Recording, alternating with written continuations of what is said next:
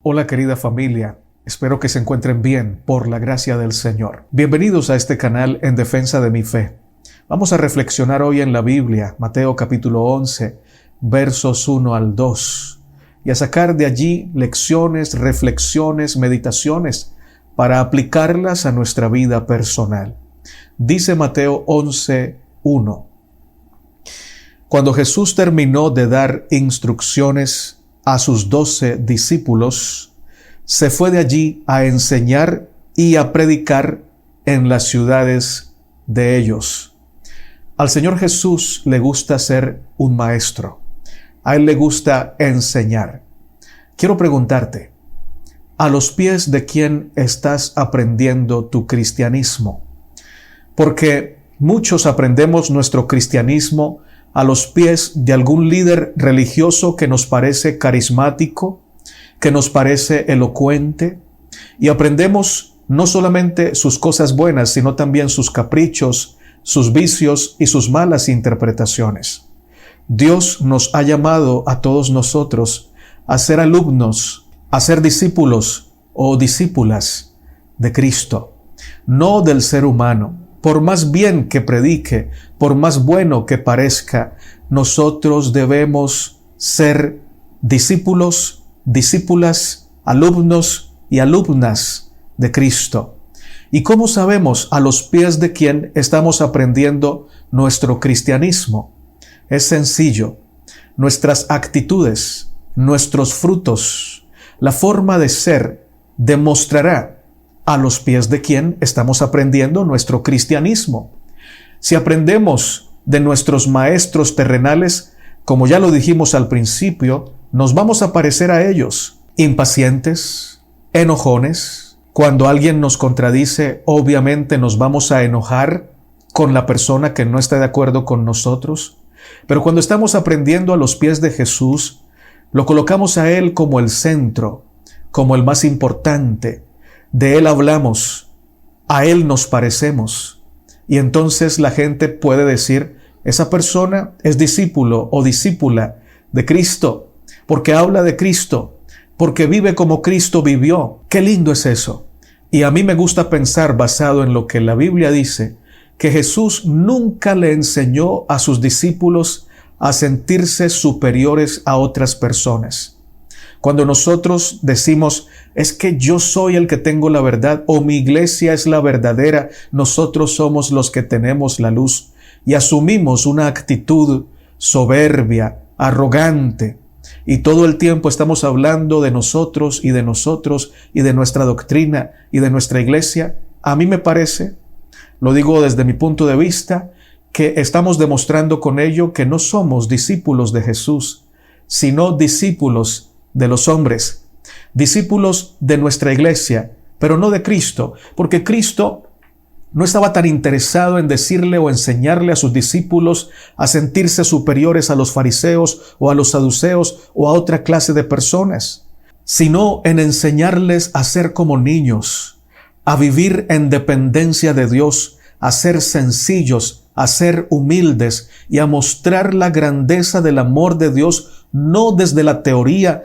no desde la doctrina, sino desde la práctica del servicio, desde la práctica de la mansedumbre, de la humildad, de la renuncia a nosotros mismos y sobre todo desde la práctica del amor. Si todos los días buscamos esa ocasión para bendecir a una persona o a dos o a tres personas que necesitan ser bendecidas, que necesitan sentirse amadas, que necesitan saber que Dios está con ellas, entonces, con eso estamos demostrando que somos discípulos de Cristo y que nuestro cristianismo lo estamos aprendiendo a los pies del Maestro verdadero, a los pies de Cristo, y no a los pies de los elocuentes maestros terrenales que tienen cosas buenas y tienen cosas malas, y que desgraciadamente más fácil aprendemos las cosas malas de ellos que las cosas buenas.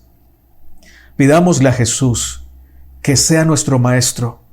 Pidámosle al Señor que nos ayude a ser conscientes de su enseñanza y a vivirla todos los días, a ser cristocéntricos, a exaltar a Cristo, a exaltar la cruz, a exaltar su justicia perfecta, y no la nuestra, y no la de ninguna de nuestras iglesias, sino la justicia perfecta de Cristo, diáfana y poderosa para salvar. Sigo leyendo el versículo 2. Y al oír Juan en la cárcel los hechos de Cristo, le envió 2 de sus discípulos. Juan era un gran hombre de Dios. Si hay algo que sabemos de Juan es que no merecía estar encarcelado. No merecía ser tratado como un delincuente. Juan es un hombre del que Jesucristo mismo dijo que de los nacidos de mujer, él era el mayor de los profetas. Yo digo amén por eso. Y como Juan era un gran maestro, tenía discípulos. A 2 de sus discípulos, Juan los envió. Sin embargo, en el libro de Juan dice algo muy lindo de Juan el Bautista. Dice que cuando sus discípulos oían a Juan, seguían a Jesús. Porque Juan era un maestro con una característica especial. Él no se creía superior a nadie. Él solo creía de sí mismo que él era una voz que Dios había levantado en el desierto para que preparara el camino del Señor. Era sencillo, era manso, era humilde. Su propósito era exaltar a Dios y cumplir la misión que Dios le había dado. No era ningún delincuente y sin embargo estaba en la cárcel. Porque en este mundo en el que vivimos es un mundo al revés. El que hace bien muchas veces lo tratan mal y el que hace mal muchas veces es aplaudido y es admirado.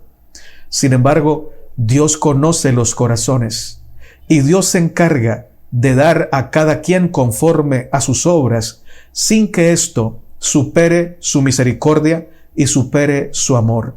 Finalmente, el que exalta a Cristo siempre vive bajo la sombra del Omnipotente, sea estando libre o sea estando en la cárcel.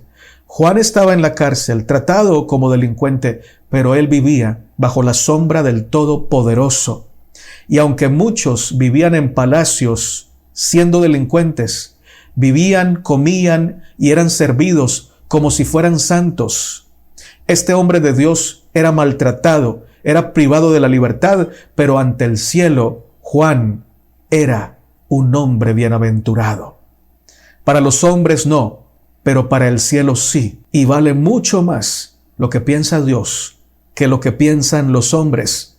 Porque lo que piensan los hombres es pasajero, pero lo que piensa Dios es eterno. Me impresiona mucho que Juan, estando en la cárcel, allá también escuchó acerca de los hechos de Jesús. ¿De qué manera? Los hechos de Jesús eran tan impactantes, tan revolucionarios a favor del bien, que aún en la cárcel se contaban los hechos de Jesús. Qué bonito sería que en tu vida y en mi vida participe tanto la gracia de Dios, nos llene tanto la gracia del Señor, que los hechos de Jesús se manifiesten con poder y aún en los lugares más remotos la gente escuche de los hechos de Jesús a través de tu vida y a través de la mía. Que digan, esa persona antes era malgeniada, antes era mentirosa, antes era borracha, pero ahora es un hombre de Dios, ahora es una mujer de Dios. Dios ha obrado maravillas en esa vida. Juan escuchaba los hechos de Jesús, pero Juan estaba en la cárcel. Y Juan era un ser humano y se hizo preguntas existenciales, preguntas que atravesaban su alma, su mente, su conciencia, su corazón, y no fue capaz de guardárselas. Preguntas inquisitivas. Y como él no estaba libre, no podía hacerlas de frente, así que recurrió a sus 2 discípulos, quienes lo visitaban. Nótese que la Biblia no dice que Jesús visitara a Juan. Y Jesús nos enseñó a visitar a los que están en las cárceles. Pero Jesús mismo no visitó a Juan aparentemente. Alguien podría decir, fue indiferente con el sufrimiento de Juan, pero nunca lo fue. Jesús sufría con Juan. Jesús sabía los pensamientos que pasaban por el corazón de su siervo de su primo, de su prójimo, de Juan. Lloraba con él, sufría con él, pero se gozaba con él porque sabía que Juan no iba a estar eternamente en la cárcel. Tú no vas a estar eternamente sufriendo. No vas a estar eternamente llorando, no vas a estar eternamente en las sombras de tu aflicción, porque muy pronto el Señor se levantará glorioso y disipará tus sombras, disipará tu enfermedad, destruirá tu tristeza y te sacará en gloria de ese abismo en el que te encuentras. Levanta tu vista al cielo. Confía en el Dios de la gloria y recuerda que mientras estás en la cárcel, mientras estás sufriendo, mientras estás en el abismo, no estás solo. Cristo te acompaña. Cristo llora contigo. Cristo seca tus lágrimas. Él está allí a tu lado para fortalecerte y para decirte que pronto esto también pasará. Juan decía, yo preparé el camino para Jesús. Yo arriesgué todo por Jesús. Y ahora Él no me visita. Te pregunto algo. ¿Quién es el que hace las cosas buenas a través de los seres humanos? Es Jesús. Él mismo dijo, sin mí nada podéis hacer. Resulta que si habían 2 discípulos de Juan visitándolo, mostrándole cariño y amor, solidaridad, eso no lo hacían ellos porque era su fuerza y era su virtud. Era Cristo a través de ellos, que estaba visitando a Juan para que no perdiera su fortaleza ni su fe. Y él le manda a preguntar a Jesús, ¿eres tú el que había de venir o esperamos a otro? Es como si Juan dijera, escucho hablar de los hechos de Jesús, pero yo estoy en la cárcel.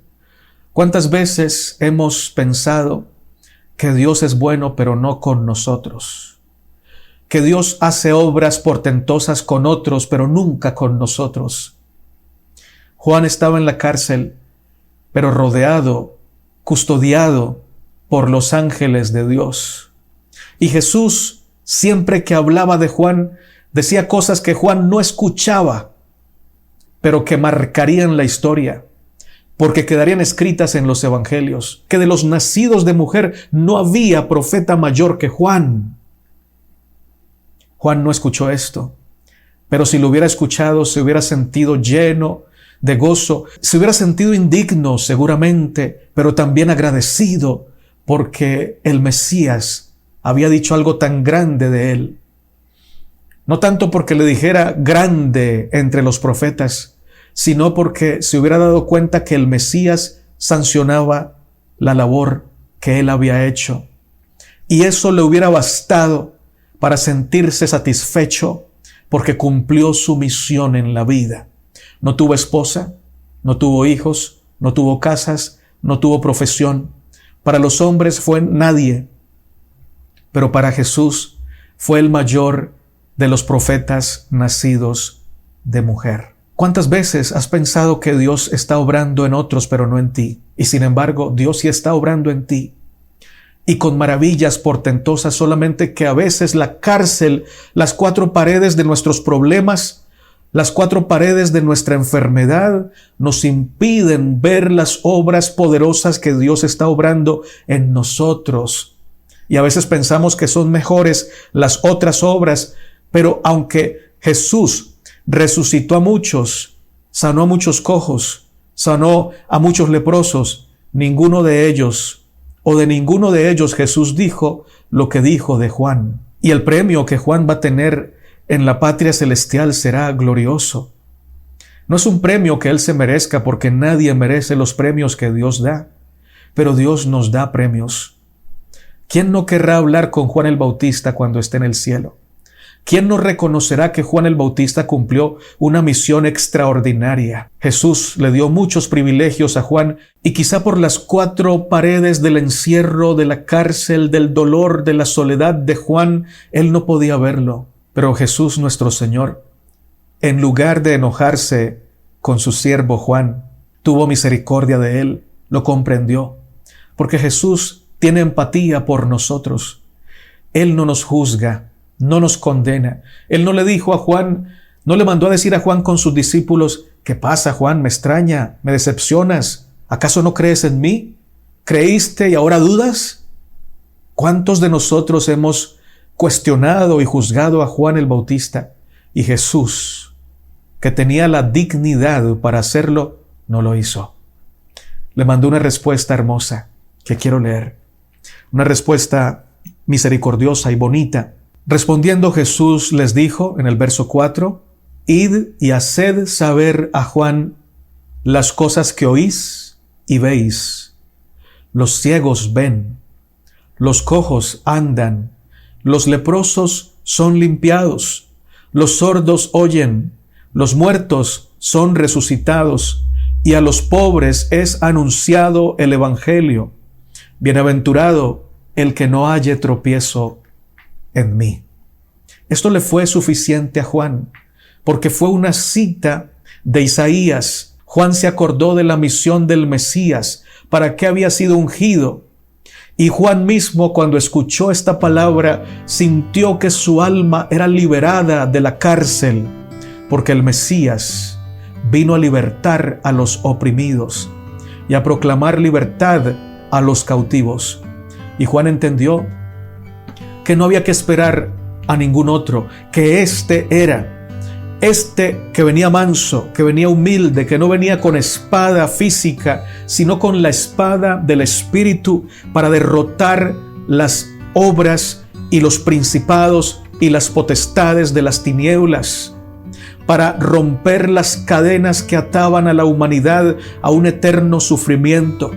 Cristo vino para acabar con el plan y con la agenda de la oscuridad y establecer la bendición, la paz, la gloria, la salvación, establecer la agenda del reino de Dios, de tal manera que los planes de los hombres que eran carnales se hicieran trizas y los planes de las obras de la oscuridad también fueran destruidos. Juan lo entendió y Juan se sintió satisfecho. Por eso Juan pudo decir, Él debe crecer y yo debo menguar. ¿A los pies de quién estamos aprendiendo nuestro cristianismo? Que Dios nos bendiga, nos cuide, nos guarde, nos enseñe su amor, su servicio, su paz, su mansedumbre y su gran salvación. Amén.